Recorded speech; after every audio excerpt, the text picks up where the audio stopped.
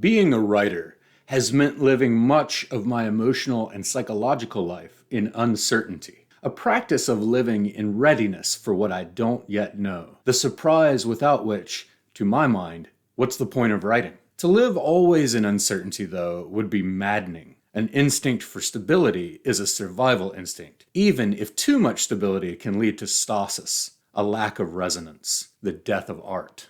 As with so many things, then, the key comes down to a careful balancing.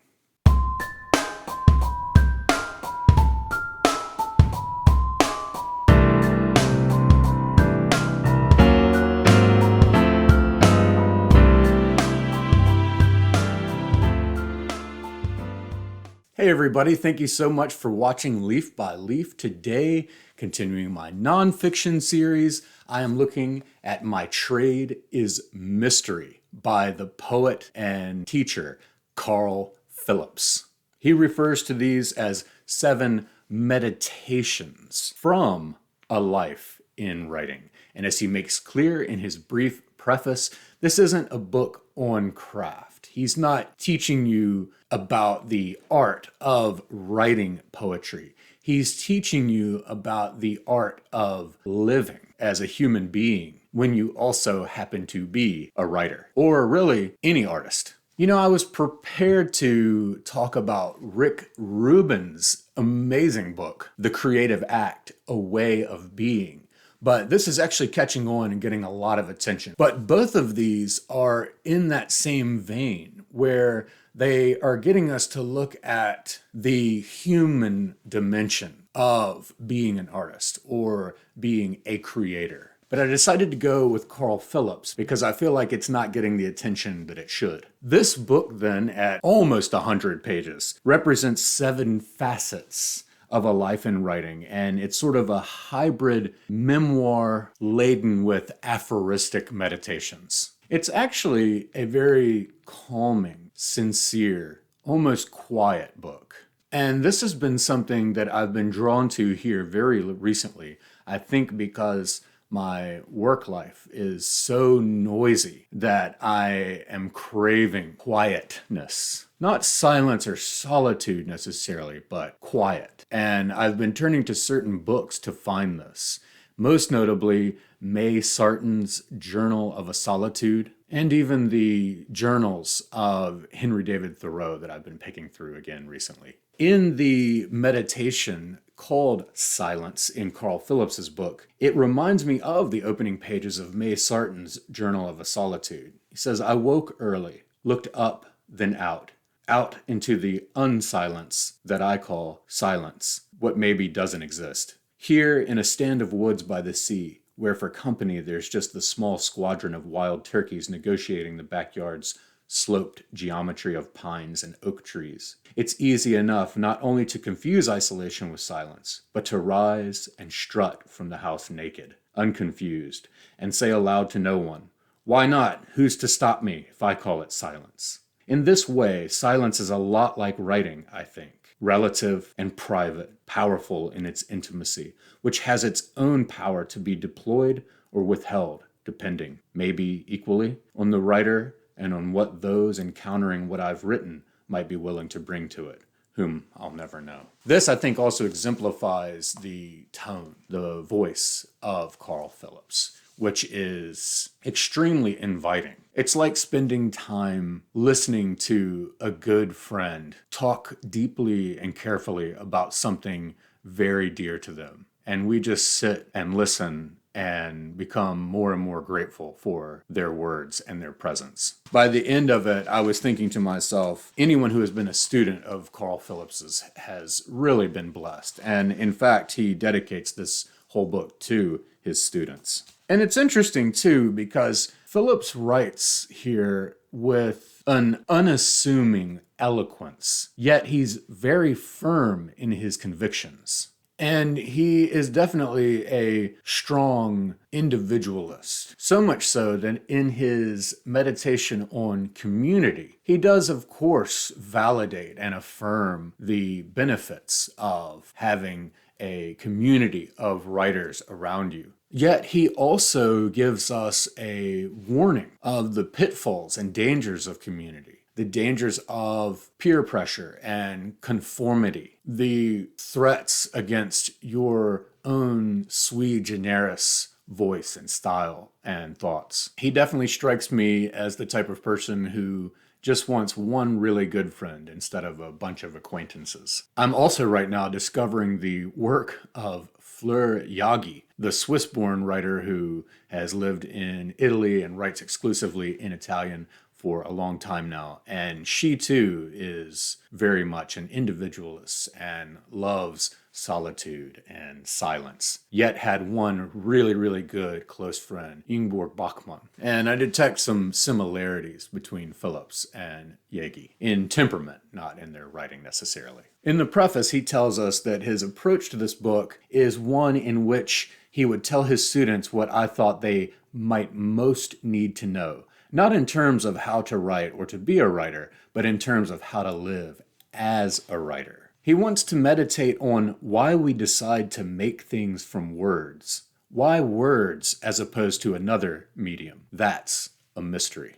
So that driving question that he brings to this book is also a major question I keep bringing to the Why Do We Read Fiction series. I really like the way he articulates this feeling that we encounter as readers. And I think it's a feeling that after we discover it in the course of our reading life, we start to crave it. We come back again and again for it. And the way that Phillips puts it is that some poems leave us as readers feeling we've been for a moment differently alive. And then talking about his writing of poetry, he says, I have no idea how I do this thing, ultimately, nor do I want to know. To be given a map or compass would prevent my getting lost, what, for me, the making of poems requires from the start. That is, getting lost is what's required for him to even make poems. And so that tells us a little bit about why he chose the title, My Trade is Mystery. He embraces mystery itself when it comes to art for the unique thrill of it. Mystery here is not a catalyst or means by which to find a solution. He says that writing poems felt like finding the native language of my interior self. And furthermore, discovering that I'd always known this language. Talking about ambition, he says, we think of ambition as a hunger for more. I think of it mainly as a hunger for difference. And he's very big on this embracing and being comfortable with and pressing into what makes us unique, to the point where he has been kicked out of certain groups that really should have been very accepting of him. And in a moment of sincere honesty, he makes the point that even in groups where you should be bound by ethnicity, you can still be so different from one another that you don't necessarily need to be friends. As he puts it, I wasn't writing the kind of poems that were correctly black. I'd wrongly made the assumption, as they had, that having color in common would mean we saw the world, and more specifically our craft and aesthetic, the same way, or that we'd have every cause in common. That's naive maybe, but not a crime. And this is where I say he's firm in his convictions, yet has an unassuming eloquence. He says, we're individuals. We have different views, and sometimes those differences, though we should do our best, I think, to respect them, mean we can't get along. I don't find that unreasonable. Isn't that why, within a world of people all around us, a community of human beings, of fellow citizens within that, of shared identities and interests within that, we end up with the relatively small group of friends that we do, whom we need and want to love, who feel they can turn to us when they're in need, who can love us back? It's important then, he says, to think carefully about community and to choose wisely. And the more that I kept dipping into My Trade is Mystery, the more I kept thinking to myself, this is such a wise little book. He tells us to be okay with getting lost. In fact, do it deliberately. Embrace making mistakes. Be careful about the communities you choose. And he has an excellent passage about mastery of your artistic craft. To be absolutely upfront about it, Phillips says, I don't believe in mastery when it comes to art, any more than I do when it comes to a relationship with another person. In both instances, the relationship between two people, between art and maker, is symbiotic and organic, ever changing on both sides. So how can there ever be mastery of what by definition never loses the ability to surprise, to change in ways that we can't predict? This is why I've always described a writing career as a lifelong apprenticeship to what can never be fully mastered, even as the artistic impulse is an impulse toward mastery, that is, toward what only exists abstractly. In this way, I've also compared writing to devotion or prayer, both of which require absolute commitment to what can't be proven to exist. The commitment, or faith to continue the analogy, merely proves that we believe something exists, but the commitment is everything. He warns us that approval is not protection when it comes to art, and prizes, that is, literary prizes, are part of the politics that attend art the way flies attend horses.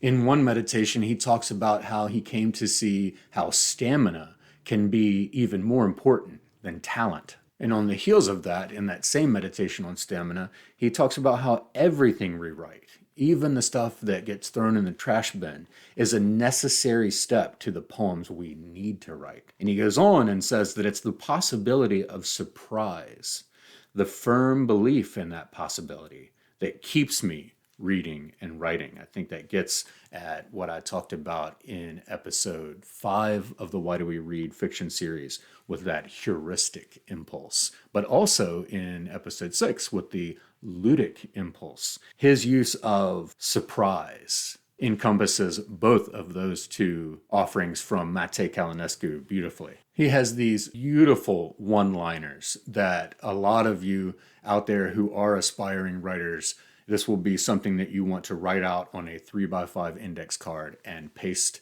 up above your writing desk. He says, I think that's all art is, a record of interior attention paid. This is specifically in the context of his meditation on silence. He talks about silence not as an absence of sound and not necessarily as an absence of distraction. Maybe any space, psychologically, that allows our attention to a thing to manifest itself as art. This is not a text composed of a bunch of usual advice or regurgitated cliches. This is an unassumingly complex group of meditations. There's so much more that could be said about My Trade is Mystery by Carl Phillips, but one thing is for sure. There are tons of books on writing out there that will give you strategies and paths that you can take to establish your career. But I don't think any are as sincere